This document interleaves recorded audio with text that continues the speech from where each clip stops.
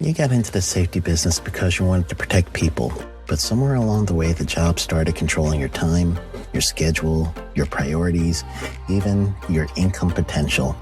What if the expertise you've built over the years in the field can give you something more? More freedom, more control, more ownership of your future.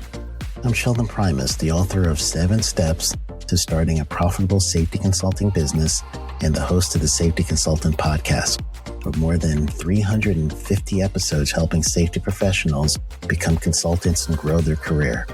Consulting changed my life. In fact, I'm a full-time RVer, and one consulting contract paid for my home I live in today. Now, I help safety professionals build their own consulting practice through bi-weekly coaching calls, accountability, and personal guidance. But this program isn't for everyone. Start with the Consultant Readiness Audit at sheldon.coach.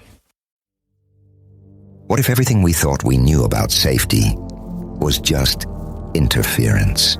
From the host of the Rated R Safety Show and the founder of Safety FM comes the complete Signal Transmission Trilogy, now available in one powerful edition. Safety, in my opinion, the book that started the conversation. Safety Mutation, where the boundaries of culture, systems, and belief begin to break. And now, Safety Transmission, the final piece of the signal. For the first time, all 3 books are together in one volume. The Signal Transmission Trilogy, Complete Edition. This isn't just about compliance. It's about consciousness. It's about decoding the way we think, lead, and live, inside and outside the system. Whether you've been following the signal since the beginning or you're just now tuning in, this is the version to own. Search Signal Trilogy on Amazon or visit safetyfm.com to get your copy now.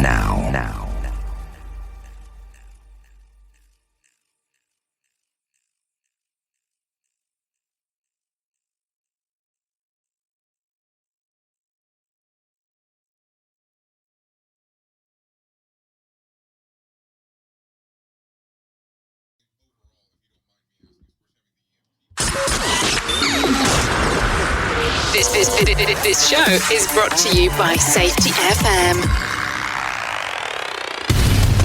And from the border of liberty and prosperity in the highway to the north, this is Safety Wars for Friday, February 10th, 2023. How's everybody doing out there? I wanted to thank Jay Allen for having me on this morning on Weekdays, Rated R Safety Show. We made an announcement that we're going to be at the International Conference on Climate Change in Orlando, Florida on Friday, February 24th. We're going to be broadcasting from there, hopefully getting some interviews and everything like we had planned with the organizers, and bringing you safety and now environmental stuff from a different point of view. So I'm going to open up with my disclaimer here that everybody is, we talk about news and views and a lot of stuff here, right? And I wanted to point out to everybody that everyone is innocent until proven guilty, right? We're using open source information that we've vetted the best that we can, so we believe that everything that we have is true, here. And any type of OSHA violations or fines or anything else, just note that they are often negotiated downward, vacated, litigated, and everything else. So what you hear may not be the end of the story, as Paul Harvey used to say. So, what is Safety Wars? What is it? What do we do here? Safety Wars is more than a podcast and live radio show. It's hosted by me, Jim Posel, a certified safety professional with over 30 years of experience. We deliver relevant content, hopefully is relevant to you, dealing with safety, current events, environmental issues, and how they relate to you and your family's safety, whether it's at home, in your workplace, or in your schools, or in your community. We delve into behind-the-scenes information and inside information that other programs don't dare to go to. This is what we try to do. We try to offer an optimistic and hopeful view of the future that you will rarely find anywhere else. So if you're listening to us live, you already know we're on safetyfm.com from 8 to 9 p.m. Eastern Standard Time. And if everything works right, earlier this week, something didn't work right, we're going to upload everything to your favorite podcast platform. Now, all of that's out of the way. We're going to start off today on a somber note. If you recall last year, February 10th, 2022, we had Imogene Salva on, and she wrote a book on her family's experience in World War II, where they were deported from Poland on February 10th, 1939. All right. Now, how do I know that date so well? Is that my mother was deported from Poland, or as they say, expatriated. And when I did the program a year ago, it was actually on New Year's Eve, 2021. I'm sorry, 2020. Yeah, 2021, December 31st, 2021. Little did we know, a couple of weeks later, we would have the Russian military invading Ukraine. They invaded in 2014, I believe it was, the Crimea Peninsula, and now they're invading further. And lo and behold, there are accusations of the same type of expatriation of Ukrainian citizens and into the same region where Imogene Salva's family went to. And they lost a couple of people along the way. My family was lost about 12 people in the Soviet/Russian concentration camps. They called them re-education camps to try to get the Polish out of them, basically, and re-educate them. So I'm going to be reposting that program on my social media accounts, and you could go to safetywars.com and look at, I have links to all my social media accounts on there, and also the podcast. So I will be reposting all of those on social media. Check it out from last year. And we are going to, right now, have a moment of silence for the 200,000 plus people that died during World War II in the camps. And we're going to play the Polish national anthem. Right now, at the end of the anthem, we'll have our regular program.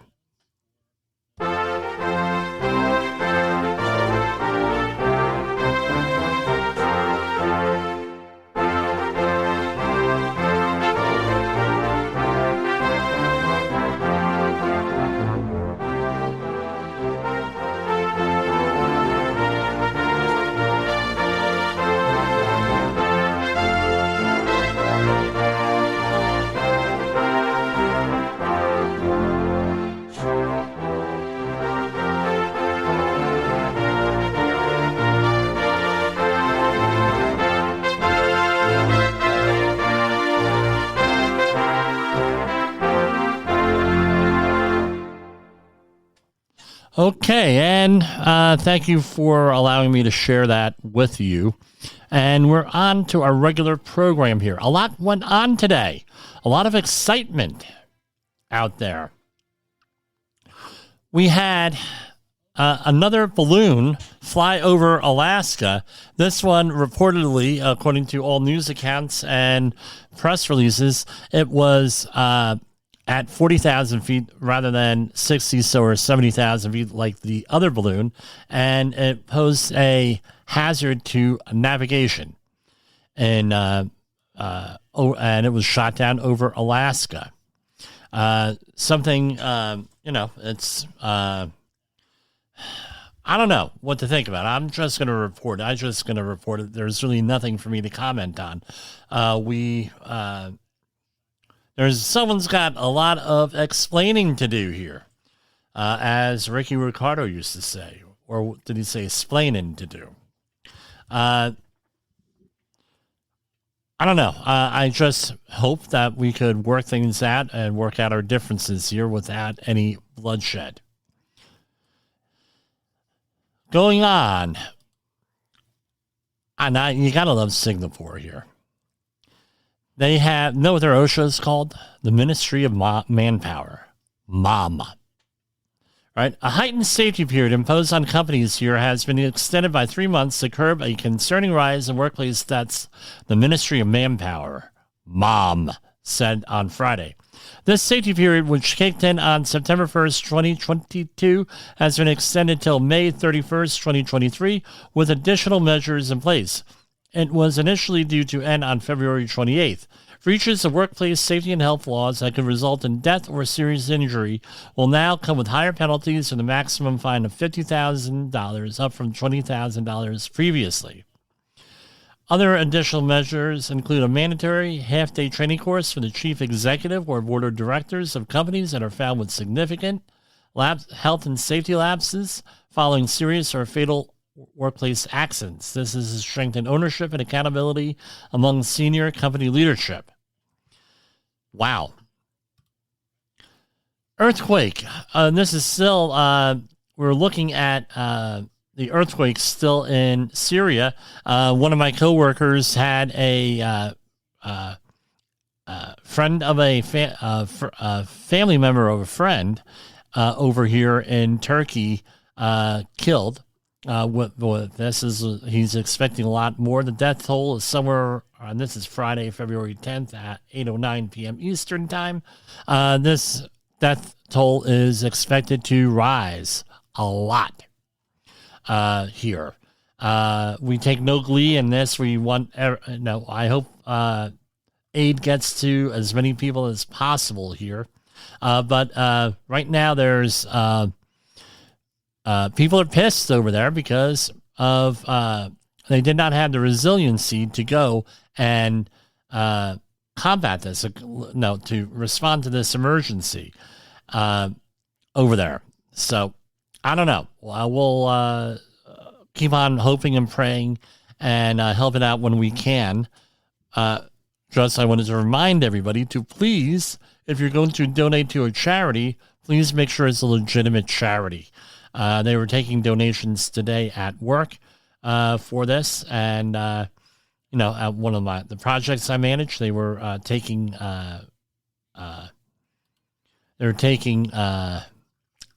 donations.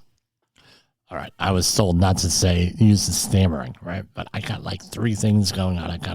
This is all being recorded via video and audio and everything else here. We're probably going to go to, and we're looking to set up simulcasting on Twitch and some other things.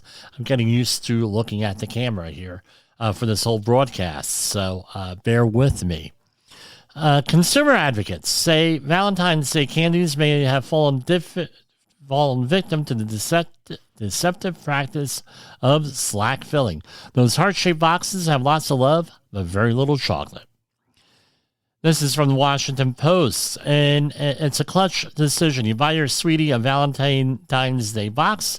You know the one, red shiny cardboard, heart-shaped, fancy-looking, and boasting an assortment of milk and dark chocolates.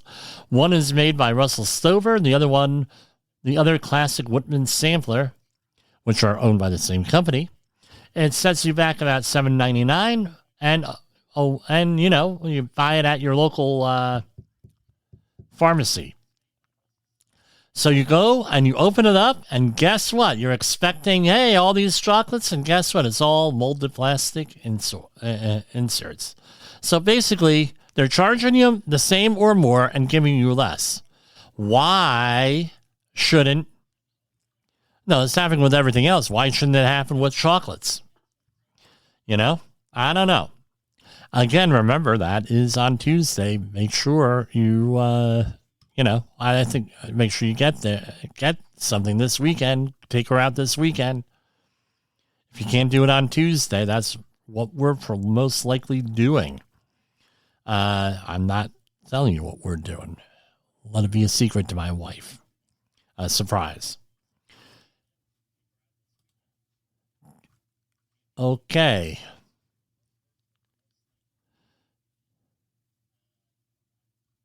We are all right. The death of another Filipino worker overseas has shocked the Philippines. Every year, millions of Filipinos leave their homeland to work overseas, sending billions of dollars back home. The death of an female overseas Filipino worker has shaken the country to its core. So every year, basically last week on a busy street, a dense blah, blah, blah, blah. Okay. And what exactly happened?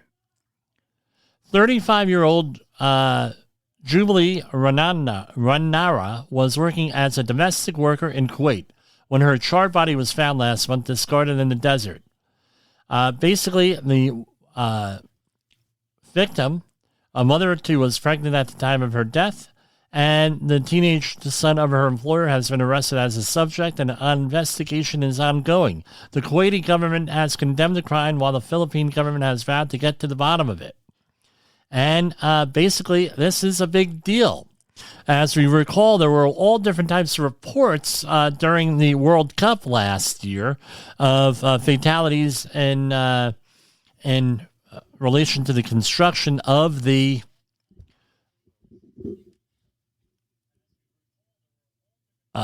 stadiums and other facilities for the World Cup. I have a feeling that this is going to be an ongoing issue with foreign workers, especially in the Middle East. I mean, I remember in the oil industry days when I worked there, we had a lot of people from that worked in that area, and I mean, I hear horror stories. There was just absolute horror stories. So the big one is that the oil tanks have to be cleaned out over there. So what do? They get migrant women, similar to this victim here, and they bring them in there. They just give them mops and buckets to clean out oil tanks. No PPE, no shoes, no nothing. And they're in there cleaning things out days and days and days. And we're in this country, what would it be? It would be a permit-required confined space. You'd have a vacuum truck, things of that nature. And I have a tendency to believe that's the way it was years ago, and for foreign workers there, because a couple of years ago, I was watching a show on a bridge build, and a very reputable company in this country, extremely reputable company, if I mentioned it, you would know what it is, they had a fatality on a bridge build. And sure enough, they said, well, everybody has to wear harnesses on this bridge build. And this was what part of the documentary, and it was one of these miraculous builds sort of shows that were popular in the late 2000s. And sure enough, everybody was wearing harnesses. They weren't wearing lanyards, but they were wearing harnesses, all on video and everything else. Incredible. And the ones who were tied off with a rope that is rated for 800 pounds tensile strength. If you recall, it's got to be 5,000 pounds in the United States. I'm sure Europe has a very similar standard, except it's in kilograms. But anyway, I think this is slowly but surely the safety movement is spreading worldwide with this stuff, moving at a glacial pace. And this is a story from the Department of Labor press release. Massachusetts serial violator, I'm not going to mention the name of the company, faces $137,000 in new penalties for again exposing employees to life-threatening falls. 4 months after citing a Quincy roofing and construction contractor with a long history of exposing its employees to dangerous fall hazards and who reneged on a 2017 federal settlement agreement. Not a very good idea there. Inspectors within OSHA discovered the employer again knowingly exposed workers to serious injuries. On December 8, 2022, OSHA conducted a monitoring inspection at a company work site in Quincy to check if the company was complying with fall protection and other workplace safety standards. Instead, inspectors observed employees exposed to falls up to 18 feet as they removed shingles from an unprotected 2-story roof. So there were citations here issued, and let's see, I'm going to click on the report. Now, here they are. Let's see, they're always the same, right? Always the same. Do. And here we go. Citation 1, Item 1, type of violation, willful serious, 1926, 501B13. No fall protection. All right? They're lucky this is not after March 30th. We'll see how the new way of doing things is going to impact some of these fines that are issued or proposed fines. Okay, this was a repeat violation, but they deemed a willful serious, and they have a rather extensive documentation on previous citations issued. And what does it come down to? $34,377. Citation 1, Item 2, willful serious, and it was the employer does not ensure that anchorage used for the attachment for personal fall arrest equipment was not capable of supporting at least 5,000 pounds per employee attachment design installed and used as follows. As part of a complete personal fall arrest system, which maintains a safety factor of at least 2 and under the supervision of a qualified person. So we all know in construction you have competent persons, right? And I believe it's 1926-32, which requires inspections by a competent person as part of construction. But you also have a qualified person. What is a qualified person? And that is someone who has either through professional standing or education is able to design things, basically. That's not an exact thing, right? But that's good enough for our discussion here. So again, they were up approximately 18 feet, above ground. Roof anchors were not installed over the peak of the roof, were not fastened securely to a structural member of the roof, were not installed with the correct fasteners, and were 14 fasteners short of a minimum number of fasteners for the fall protection training provided by the company. And it goes on a long history of citations here for that. So how much was that? $34,377. Why not the maximum? Probably because it's a small company. And we have citation 1, item number 3, serious. No inspection of the fall arrest systems. So let's talk about this. Let's say that you are a competent person. You have to prove that you're inspecting things. All right, so maybe they had fall protection equipment out there, but guess what? Wasn't inspected. It looked like woven, or was ripped, torn, damaged otherwise, UV damage. I mean, a lot of these companies, right? Friday afternoon comes, and what do they do with the fall protection equipment that they're relying on? They take it and throw it on the ground. Yes, yeah, it happens. They take the equipment and they throw it on the ground. And what happens when they throw it on the ground? They leave it outside all weekend long. And what does the biggest damage of fall protection equipment? It is ultraviolet damage, usually. And that's assuming you don't have paint, you don't use it with painting, you don't use it with welding and get weld spatter, burns, or any other deterioration. But you need to show some type of inspection records. What do I recommend?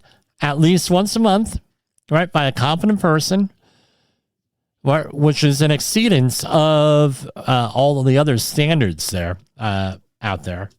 Once a month, competent person, and a pre-use inspection.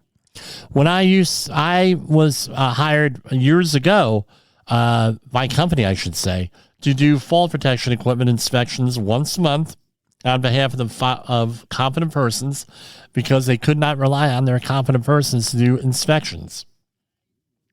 What do you need with that. You need some type of written documentation for the inspection, because if it's not in writing, it never happened.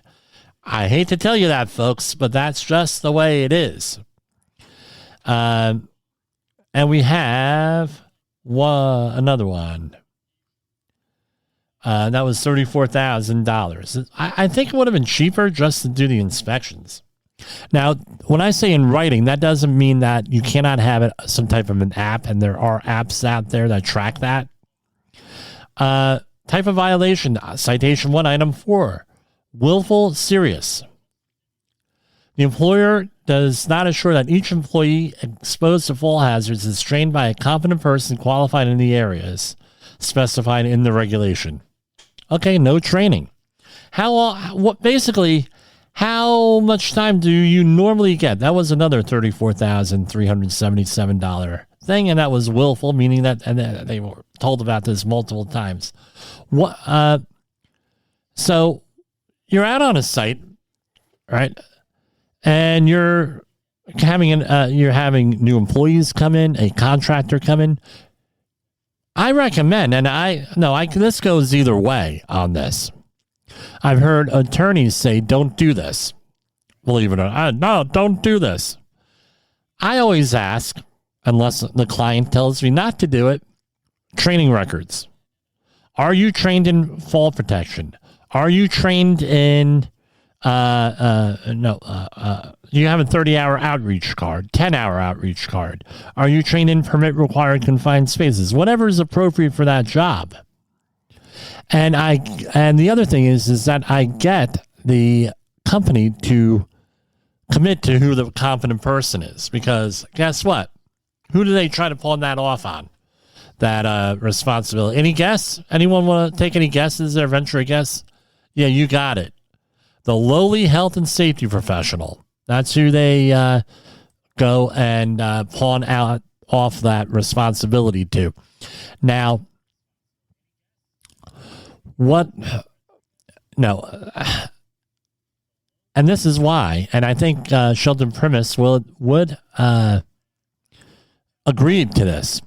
You have to get all this stuff ahead of time in writing in the contract. What are your responsibilities? Even if you're a regular employee, you have to define where your responsibilities start and when they stop. So when I have certain phraseology I use. Do I have the authority to hire, fire, or discipline anyone? Number one, I get that in writing. And you have to get that because this is what happens, right?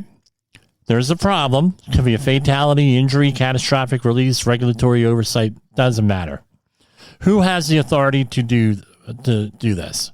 Or why didn't the safety professional do X, Y, and Z? Well, guess what? I don't have the authority to do this, and I have it in writing.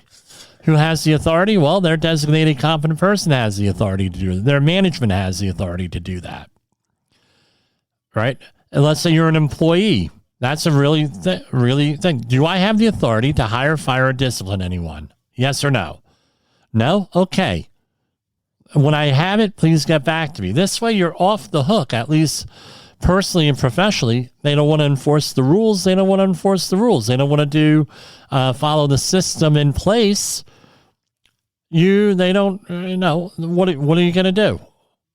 It's gotten me, pisses a lot of people off. I'm not going to lie to you, where you have, well, why am I paying you to do safety? Well, told your guys to do X, Y, and Z. We had them do X, Y, and Z. Guess what? Didn't do it to let you know about it. Well, why didn't you throw them off? You didn't give me the authority to throw anybody off. You didn't give me any authority. I said, there's such pushback on all of the safety stuff because, you've never had a safety professional on a project. That's what we're going through right now on two of the projects here at JCP Technical, where they both were dealing with contractors. Were working for the general contractor, and the other contractors had never had a health and safety professional on a job ever. So, it's what it is. This is what no, and I know we're all hot people. We're not about beating up the employee. We're not about all that. So we understand all of that, but you have to meet people where they are. So, no, it's along the lines of this, right? You're doing a lot of these sites, right, have rules. You're going to wear a hard hat. Let's talk about PPE. And we realize that PPE is the last thing that you want to rely on to separate you from the hazard. So what are the rules? Hard hats, safety glasses, safety-toed shoes, hearing protection when appropriate, and appropriate gloves if needed. And you have everything else, face shield. You got the picture. Well, what happens? You have people out there that don't want to wear safety glasses. Okay, can you put on your safety glasses, please? All right. Okay, I'm sorry. Look, it's not personal. Look, this is what the rules are. You went through site-specific training. You went through the job hazard analysis together with me. We all got together. We all wrote this stuff out. Your company submitted it. It's in your safety plan for your company. Please, come on. Usually, right, and 10 years ago, I would have been given the display of the New Jersey state bird on there, and they would have, that's it, I'm not doing it, blah, blah. Even, 30 years ago, forget about it. You wouldn't have, how dare you ask me to put on safety glasses? I got that recently also. And it goes with that. Well, guess what happens? You get whoever's paying for this stuff, and especially if it's an agency of the government, you're working on a municipal job or city job or state or federal job. Guess what? There's an oversight person that's going to come out there and who's going to go, or if you're in the oil industry, they have plenty of oversight people. Well, guess what? The safety professional is not doing their job because no one's wearing safety glasses. Well, guess what? If you have it in writing, you don't have the authority to hire, fire, or discipline anyone. Guess what? Now you're in a situation where you're somewhat off the hook. And I'm not saying shift the blame, but shift the blame. Well, the person who's in charge of them, the competent person, the foreman, is not enforcing safety rules. He's the one, or she's the one, that's their direct supervisor, has no commitment to safety. What am I supposed to do? Explain to me. Well, you have to convince them, Jim.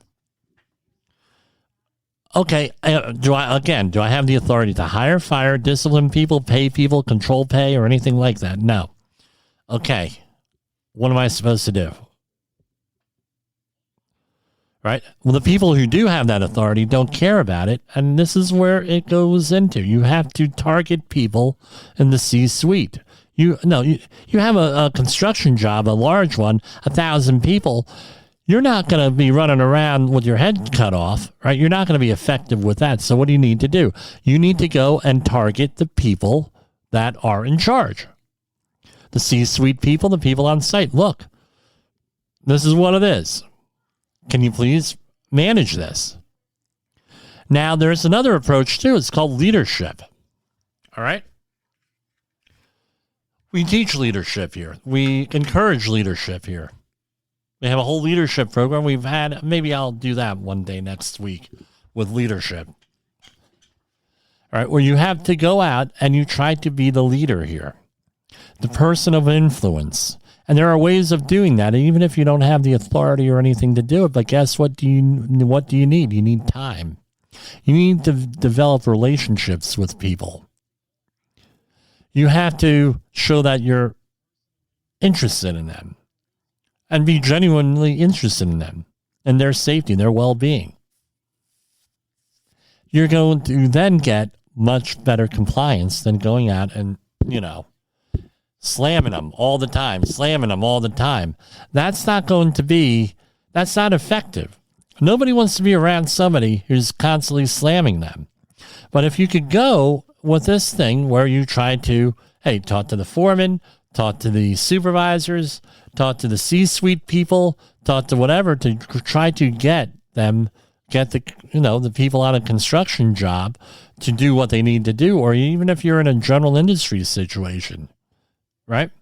Again, it's a hard place to be in. Now, I've also have walked from contracts, right? And I say, look, this is just not working out, and there's always an out on the contract. People are not obeying. There's no safety culture here. People are not obeying the rules. People are not doing your job hazard analysis, not following the system. The contractor, the company, the foreman, nobody wants to do anything. And guess what? You're just a safety professional. What are you supposed to do? Guess what? At that point, you have to make a decision. Do you walk or not? It's one of those things. So, you gotta do what you need to do. Florida, New York, right? This is in Florida, New York. Yes, we do have a Florida, New York. I remember a couple years ago, I told my son, we're going to play baseball in Florida. And he's thinking Florida where Jay Allen lives. He says, are we going to see Jay Allen? I said, no, I don't think so. And where do I take him? To a baseball game in Florida, New York. He was not happy. So 3 construction firms in Florida were cited by the Occupational Safety and Health Administration with the death this past summer of a 31-year-old worker. We had talked about this here, and OSHA had the story that we had was from Nanuet, right? A company right here, right down the street from me, basically fined last year $1.3 million, and this year $687,000. Those are proposed, and those are all being litigated. Over here in Florida, New York, we had a couple of other contractors here that were cited recently. And what was it for? It was for they had job-made or specialty-made equipment on site for rigging, and guess what happened? They did not go and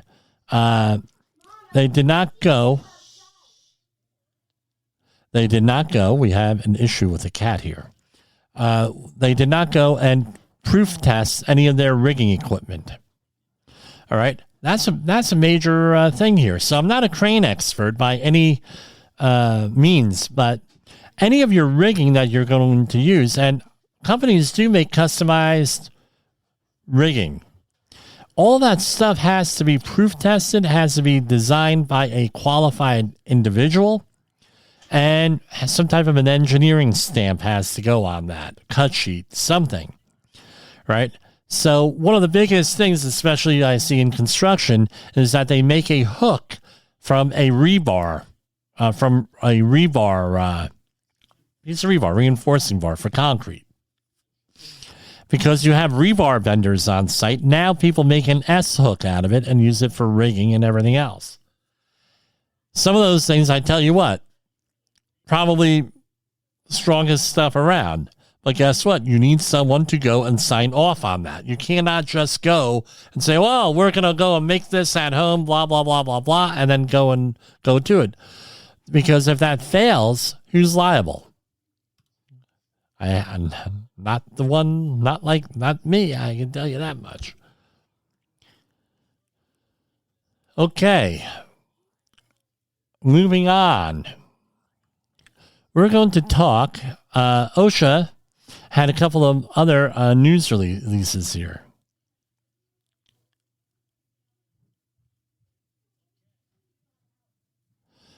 Right, and they, okay, this one is from Department of Labor, Better Business Bureau, North Central Texas, signed an alliance partnership to help keep workers safe. U.S. OSHA's Dallas and Fort Worth area offices and the Better Business Bureau have signed an alliance to educate employers and employees on workplace hazards. The alliance partners will provide information, guidance, and training resources to construction and general industry employers to help protect the safety and health of workers. The alliance will promote better understanding workers' rights and employers' responsibilities under the OSHA Act. Sounds like an outreach course to me.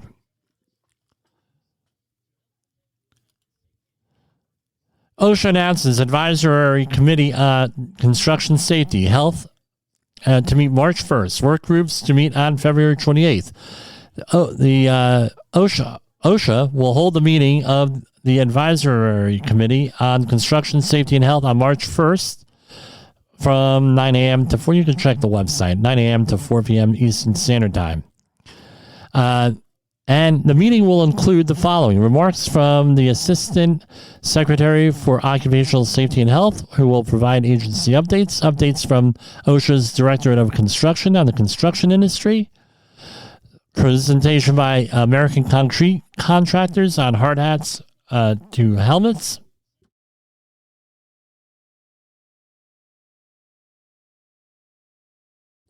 an update on the National Safety Stand-Down to prevent falls in construction, ACCSH workgroup reports, and public comment periods.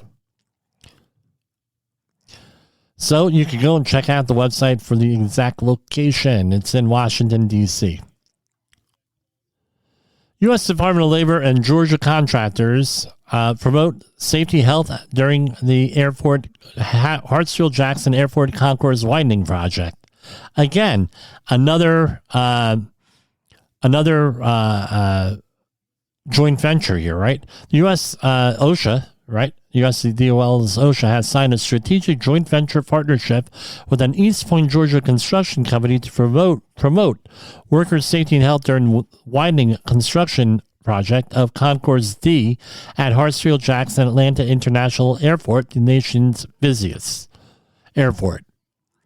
So what are they going to do? It's going to center on safety and health management systems, delivering training, and other stuff going on in there. So pretty good thing. Again, education, training, they got stuff going on all over the place.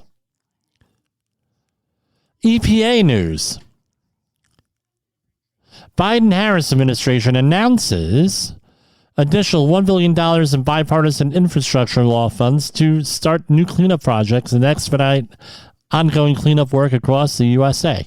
So, if we recall, since superfund had expired way back in the day, right, the funding at least, now everything's, right, there used to be a separate fund for superfund. So now what they have done is no, they've been cleaning things up out of the general fund, but now they have designated, again, this infrastructure bill funded a lot of stuff here. There's going to be new cleanup projects started at 22 Superfund sites and over 1,000 other ongoing cleanups across the country. Maybe I should have a section in these environmental laws, what they all are. Now, that's all part of our 40-hour HAZWOPER class and 8-hour refreshers that you can attend. Give us a call, 845-269-5772, or email me at jim@safetywars.com, and we'll schedule your class. You can even do it via Zoom or other online platform. So basically, what is a Superfund site? It's basically a site where nobody knows who's going to pay for it.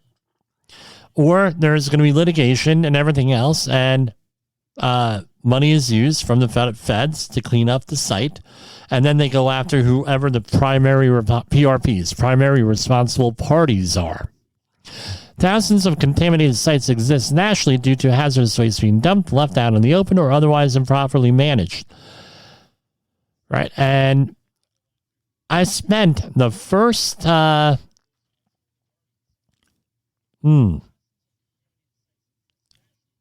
years of my career, something like that, half of my career, dealing with 1910 120 cleanup sites. Let's see. There's a whole bunch of stuff here. It's basically all spread out throughout the whole country, really, these 22 sites I have right here. The ones that are local to me are 3 in New Jersey, and 1 in New York, and a couple in Pennsylvania. And any in Connecticut? Nothing in Connecticut here from what I can see. And it's a really interesting history how New Jersey got its reputation for hazardous waste sites. You see, there was a couple of reasons why. Number one was the New Jersey Turnpike runs down the most all these industrialized areas, especially when you get north of exit 10 or exit 11. That's New Jersey speak. That's around where the last glacier ended about 25,000 years ago at the Raritan River, central New Jersey, across from Staten Island, and through, it melted by itself, right? Sort of thing, climate change going on for a long time. But anyway, I digress. They get... So all these are heavily industrialized areas. Right at exit 9, the world-famous Kennebuck landfill was right there. And there were a whole bunch in South Jersey too, but North Jersey, you drove right by a lot of these hazardous waste sites, including the Bayway refinery of around exit 13. And what they did was they built the New Jersey Turnpike right over a sewage treatment plant. So when you pass by exit 13 and you get that smell, everyone used to blame Bayway Refinery. It was actually the sewage treatment plant. Did Bayway smell? Yeah. Oh, God. Back in the 1970s. Forget about it. Right?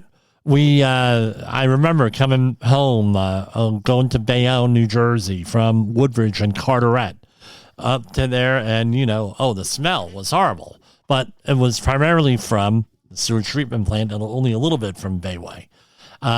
They've done one hell of a job in cleaning everything up. But anyway, this is what you saw going up there, all these industrial sites and everything else through Newark and northern New Jersey. The other thing is this. We're going to go back to this story. When Superfund was passed, right, early 1980s, and then it was reauthorized in 1986, the reauthorization, all of these funds became available. Other states did not go after the funds, did not go after this stuff. But there was a young congressman who actually went out and he got all of these sites on the national priorities list, the NPL list, for cleanup, and got funding for him because he said, look, all from people who I know who worked with him, right? Look, all this money is going to dry up. And eventually what happened was in 1989, he decided to go and run for governor, and he won. And what was his name? Governor Jim Florio. He just died last year.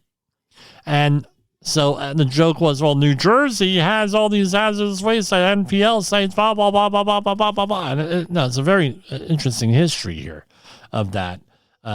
Also, New York had Love Canal and all this other stuff going on. But what ended up happening was late 1990s, early 2000s, all these funding all dried up. Now, all these other states, now they got on the environmental bandwagon. There was no money there. And now they're struggling to do cleanups. And guess what? The Superfund sites, the cleanups are not being cleaned up as fast as they are. But this infrastructure bill is going to make sure that some of those sites are cleaned up and, they expedite some of this stuff. But anyway, let's go on. We did not talk about money today. All right? So let's go. Dow Jones Industrial closed at 33,869, up slightly. S&P 500 up slightly, 44,090. NASDAQ fell slightly, 11,718. Russell 2000 is at 1918, up. U.S. Treasury note, 3.738%. Bitcoin at 2165, up slightly. Crude oil 79.76. And let's look at Bitcoin because Jay Allen had something to say here. So middle of January it was down around 20,000, and I believe it was even lower than that into the 16s, right, beginning of the year. And then it peaked on 29th at 23,791. Earlier this week, it was at 23,200. Now it's over at 21,000 and 655.97. And so it's all over the place, but, it's recovered from all of those scandals and everything. There. Okay, let's see here. Let's talk about gold, the precious metals. Give me a second here. I just closed out the webpage. Gold at 1875.50, down slightly. Silver 22.25, down slightly. Platinum down a lot, 1964, down 1.3%. Palladium is down 5.8%, down to 1573. I don't know. Hopefully they're going to stop taking the catalytic converters. Big problem here. Russia to cut oil output in response to Western sanctions, pushing up prices. Moscow plans to lower production by 5% in a rare move outside of alliance with OPEC. Russia has said it plans to cut oil production by about 5% next month, making good on a threat by Russian President Vladimir Putin to retaliate against Western oil sanctions, but also showing the limits of his leverage in global energy markets. Prices jumped on the move, but pared back some of those gains later today. So not supposed to lead to substantially higher prices. Now, let me point something out. That's a good segue into some of the other stuff I wanted to talk about. So, we have had an unseasonably warm winter here. We've had cold spells. I mean, I keep sending Jay Allen, right? I'm out there in a survival suit last couple of weeks, right? I mean, I got the whole getup. I'm right. I got the Antarctica uniform, right? But, it's been a relatively warm January. So here we have 7 Northeast states saw the warmest January as the U.S. and Europe baked. It was the 6th warmest January on record for the lower 48 states and 3rd warmest in Europe. Well, guess what? It's not as cold on average. You don't use as much home heating oil, right? I know for those of you still on home heating oil, it's, you're looking at, for a 275-gallon tank, you're looking at, over $1,000 to fill that thing, way over $1,000. So people are grateful that the prices have fallen on that stuff. So California fires widen the gap between rich and poor. So climate change and its most extreme consequences are pushing up the price of homes throughout much of the American West as fires and floodings carve into existing housing stock. Right, so fewer houses, prices go up, and restrict the amount of land suitable for future building. So it sounds like California is doing what we did in the East here after Superstorm Sandy 10 years ago, where whole neighborhoods disappeared. You got flooded out. Yeah, guess what? You got condemned, came in there under sovereign immunity, and guess what? Whole neighborhoods getting wiped out. In Woodbridge, where I grew up, guess what? Woodbridge proper, maybe 100 homes, whole neighborhood got wiped out, made into a park. Just one of those things. I guess that's a good thing, right? Land use. New federal cash makes it more possible than ever. Almost a third of the Inflation Reduction Act's climate benefits in the coming decades stem from individual actions.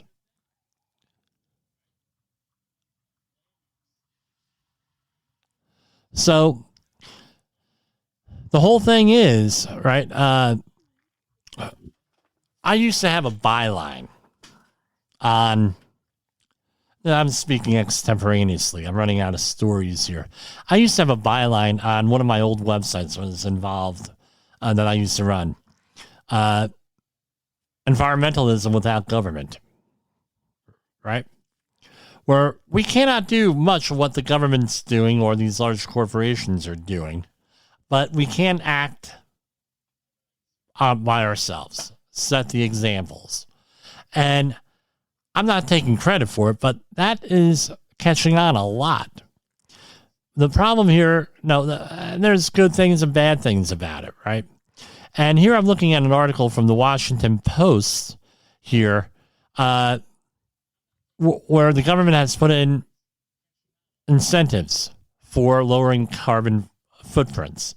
In a couple of weeks, we're going to have a guest on, I'm sure, when we go to Florida, that is going to talk about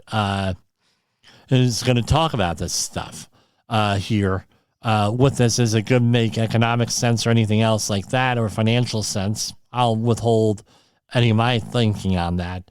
But what it comes down to is that people acting personally to impact their environment. I think that's going to be a huge part of what we're doing here. And again, what do we preach here? Your safety, your disaster preparation, your attitude towards the environment. All that stuff goes into everything. Now, that's a big part of the solution here. On the negative end, right, with all this stuff, if you are having all different financial issues, if you're from a poor, for lack of a better word, poor financial circumstance, you're living in a culture where it's hard to get food, let alone worry about climate change, right? Most of the world is living in what we used to call the third world. I know that's not politically correct. And the third world, guess what? None of those folks are going to be worried about climate change. No, unless they're worried about sea level rise and, radar disasters, things of that nature. There's sustenance living here.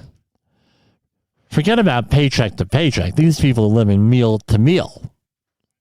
You're going to expect those folks to be worried about environmental issues? In the United States, we have a similar situation here. We have a lot of people living in poverty in the United States. They're worried about what they're going to do. Now you're going to require them all this other stuff.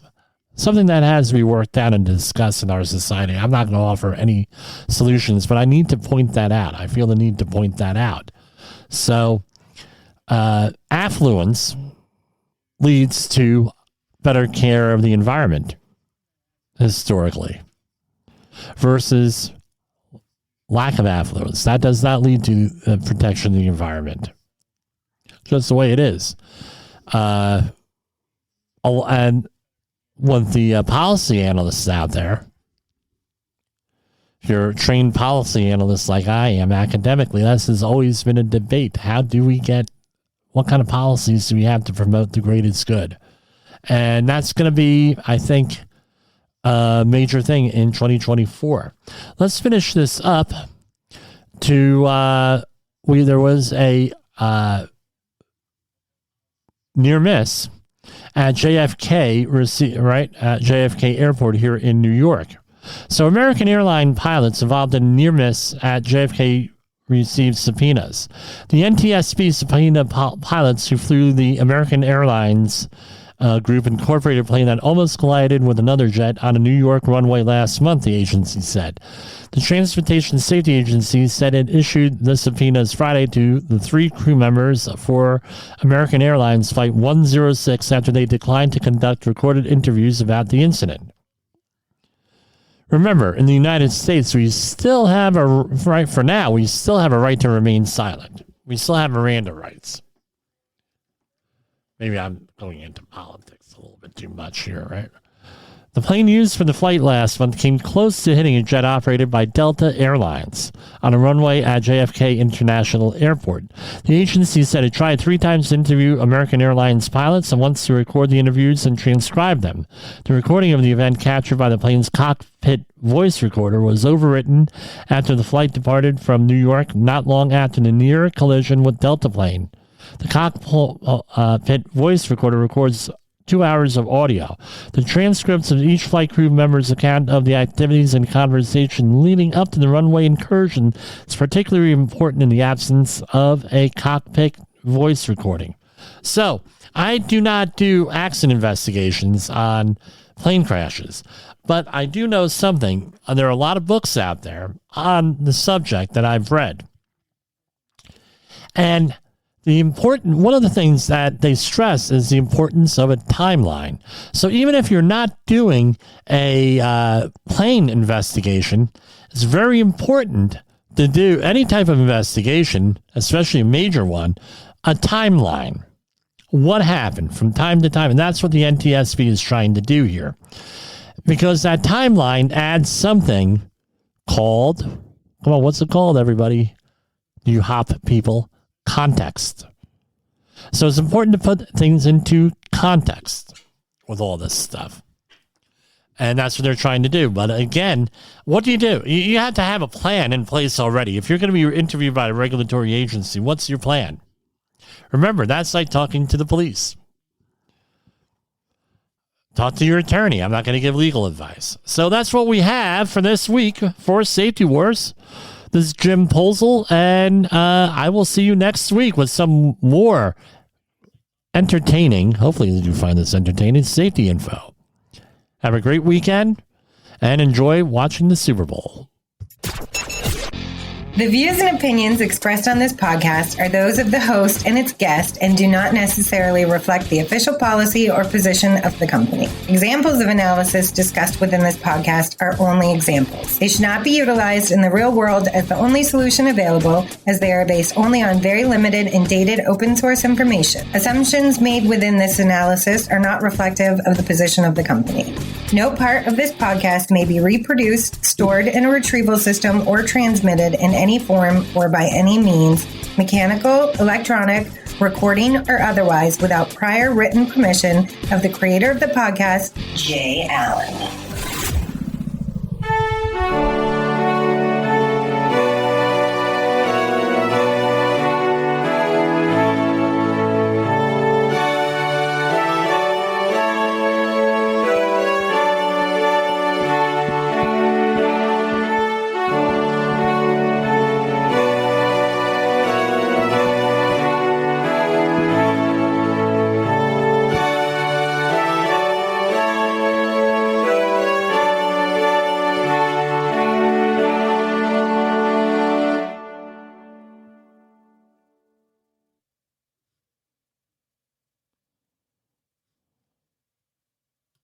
You got into the safety business because you wanted to protect people, but somewhere along the way, the job started controlling your time, your schedule, your priorities, even your income potential.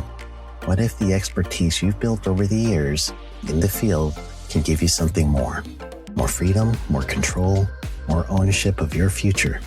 I'm Sheldon Primus, the author of 7 Steps to Starting a Profitable Safety Consulting Business and the host of the Safety Consultant Podcast, with more than 350 episodes helping safety professionals become consultants and grow their career.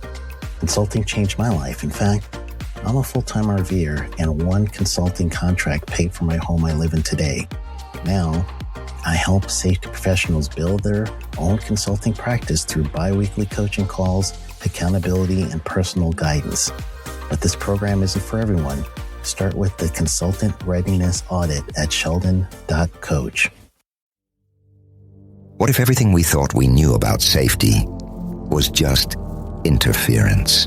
From the host of the Rated R Safety Show and the founder of Safety FM comes the complete signal transmission trilogy, now available in one powerful edition. Safety, in my opinion. The book that started the conversation. Safety Mutation, where the boundaries of culture, systems, and belief begin to break. And now, Safety Transmission, the final piece of the signal. For the first time, all 3 books are together in one volume. The Signal Transmission Trilogy, Complete Edition. This isn't just about compliance. It's about consciousness. It's about decoding the way we think, lead, and live, inside and outside the system. Whether you've been following the signal since the beginning or you're just now tuning in, this is the version to own. Search Signal Trilogy on Amazon or visit safetyfm.com to get your copy now.